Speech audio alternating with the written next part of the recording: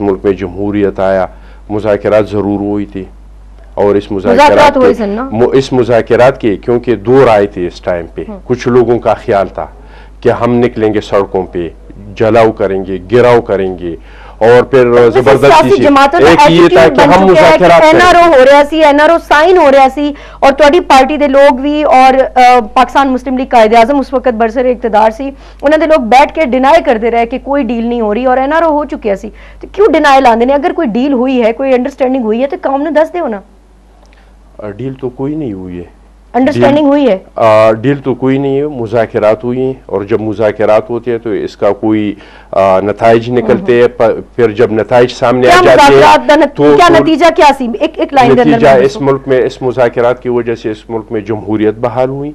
اس ملک سے ڈکٹیٹروں کے جو اثرات تھے وہ اب آہستہ آہستہ ختم ہو رہے ہیں. سارا کچھ تو اس ملک کا آئین بحال ہوا. جنرل مشرف نو کیا ملا اس مذاکرات دے نتیجے چ؟ دوسری پارٹی نے بھی کچھ ملتا ہے نا، دونوں پارٹیاں کچھ لے کے یہ ملا کہ وہاں پہ قوم کے جو حالات تھے، قوم کے جو جذبات تھے، وہ آپ اور ہم سارے لوگوں کے سامنے تھے. اگر لوگ گراؤ جلاؤ کرتے تو ملک کا بہت بڑا نقصان ہوتا، لیکن جو ہوتا وہ بہت برا ہوتا. اب جو بھی ہوگا مشرف کے ساتھ، اب مشرف کے ساتھ جو بھی ہوگا آئین کے تحت ہوگا، قانون کے تحت ہوگا. اگر وہ آئین میں مجرم ہے، اگر وہ قانون میں مجرم ہے، اور اگر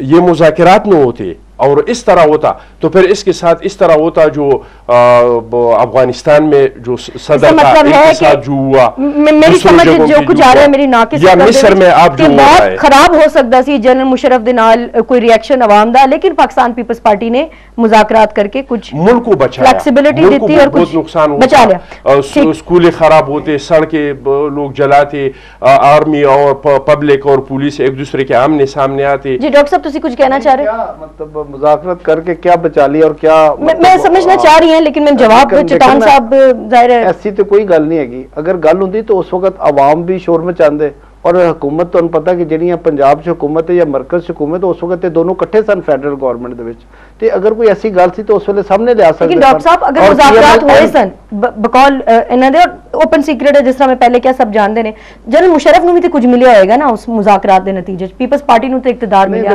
کیسز واپس ہوئے، جنرل مشرف نو کیا ملیا؟ نہیں دیکھو جی ایسے کوئی تسی این آر او دی گل کر رہے ہو یا جس وقت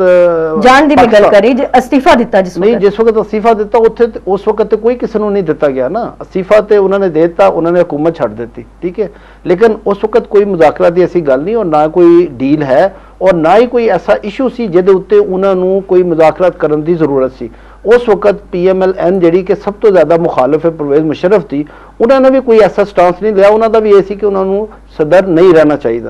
کھلا کہندے نے آرٹیکل 6 دے تحت کاروائی وہ تو ہم دی گل کر رہے ہیں نا. وہ تو اس تو بعد جس وقت کیس ٹیک اپ کیتا گیا سپریم کورٹ دے اندر، اور 3 نومبر دے اقدام دے متعلق جدوں فیصلہ کیتا گیا اس تو بعد انہوں دا یہ مطالبہ ہے. تے انہوں دا مطالبہ وہ اپنی جگہ، وہ تو کورٹ بھی بیٹھیا نے. جی اجمل خان وزیر پاکستان مسلم لیگ قائد اعظم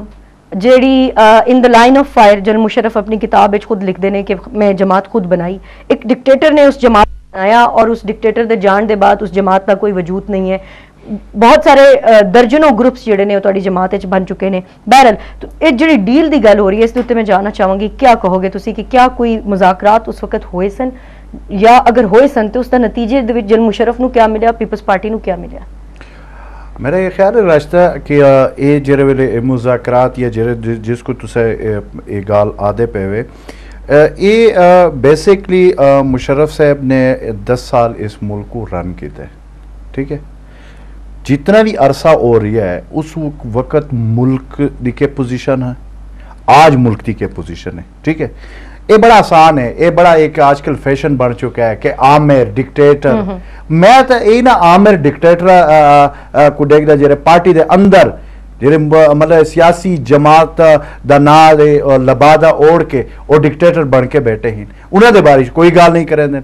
2% لوگ اس ملک دے ہوتے مسلط ہیں 65 سال کو،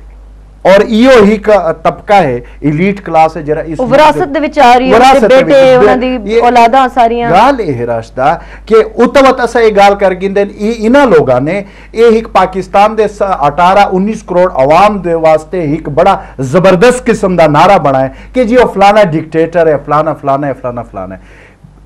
بنیادی وجہ یہ ہے کہ یہ لوگ نہیں چاہتے انہاں دے آپس وچ کمرشل مفادات ہیں، ٹھیک ہے یہ نہیں چاہتے کہ کوئی درمیانی طبقہ کمرشل مفادات نے یہ جڑا ایلیٹ کلاس ہے جس نے جنہاں نے 65 سال کو اس ملک کو بے دردی نہ لوٹا ہے ٹھیک ہے اور آج یہ جو رہنا کرا مشرف ایلیٹ کلاس سے ایلیبریٹ کرو نا تسی لیڈرز پولیٹیکل پارٹیز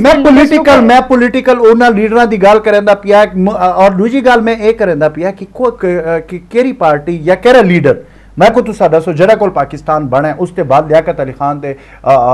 شہادت کے بعد اس ملک دا کیڑا لیڈر ہے کہ بغیر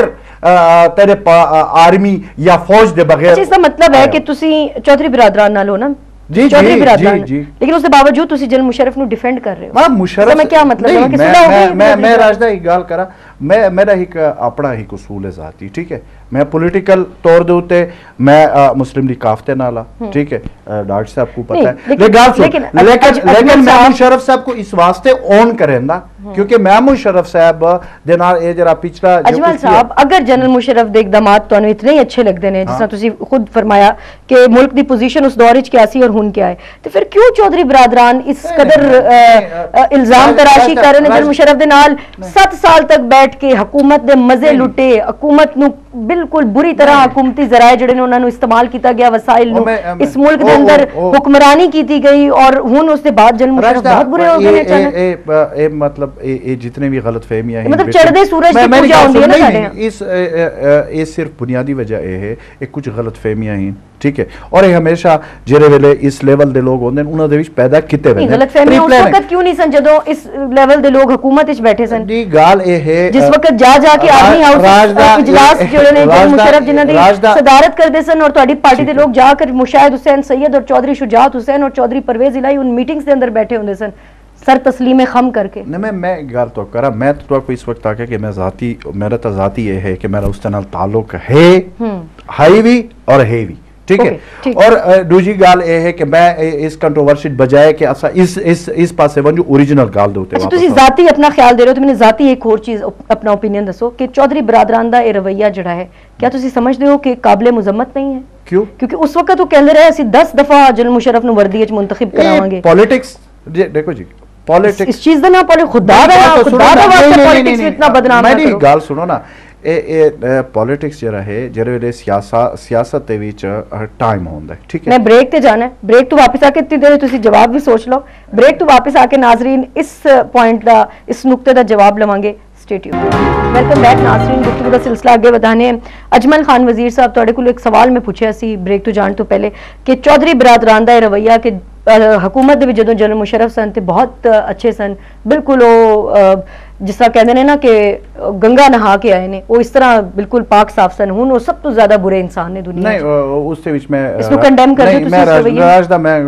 میں تو کو جرا ہے نا اے دسا کہ اے بنیادی وجوہات کے ہیں اگر بنیادی وجوہات وہ تسا سننا چاہندے ہو تو میں کو موقع بھی دیو ٹھیک ہے بنیادی وجوہات یہ ہیں کہ اس ویلے جڑے ویلے کچھ فیصلے اس قسم دیتے ہیں ٹھیک ہے جڑے ویلے مشرف صاحب بقول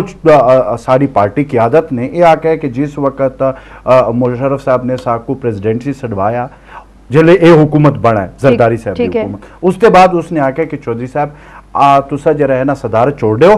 ٹھیک ہے حامد نا چٹا کو صدر بناؤ اور تسا مطلب ہے کہ کیونکہ زرداری صاحب یہ ریکوائرمنٹ ہے یہ بقول جڑا اسا سنا وجہ ناراضگی میری گل تو سنو ہن بنیادی وجہ یہ ہوندا ہے کہ وہ ایک پارٹی کو ہیڈ کرے ٹھیک ہے پارٹی کو ہیڈ کرے اور چودھری کو تسا پاکستان دے پولیٹکس ڈینائی بھی نہیں کرے ایو لوگ آندن کہ جی مسلم لیگ کاف کو چتری ختم تھی گئی